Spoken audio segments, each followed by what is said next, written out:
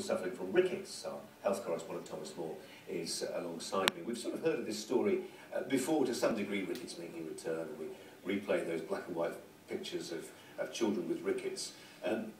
Is it really getting significantly worse, and critically why?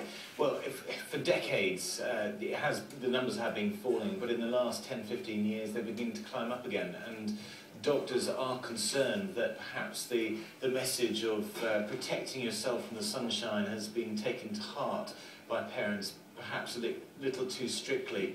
And what they're saying is that there are some groups that need to spend longer in the sunshine, because that's the best way of boosting vitamin D levels in the blood. We only get vitamin D from summer sunshine, really, and we can store it in our fat for a few months of the winter, but after that levels begin to tail off. So that's why we're beginning to see rickets make a comeback. And there's also emerging evidence that vitamin D deficiency has a role in other diseases: multiple sclerosis, colorectal cancer, diabetes. And this is why doctors are concerned that when you go and measure the blood levels, there is this deficiency. And some of the subdivisions in terms of who's most affected, most vulnerable, are pretty obvious. You know, the pregnant women. Yeah.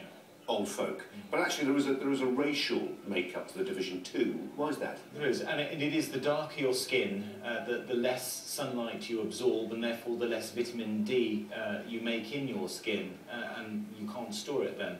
And that's why they are particularly concerned about people with darker skin, so people with an Asian or a black heritage, and also those who cover their skin for cultural reasons. These are the people who particularly need to consider vitamin D supplementation, and there are many different brands aimed at adults and children, and indeed those in low-income groups, they can get these supplements prescribed free on the NHS, but it is well worthwhile in the winter to consider supplements if you do fall into those groups, or if you say you're a young child, an elderly person, or a pregnant woman. And just to be clear, the supplements will do the job naturally done by the sun.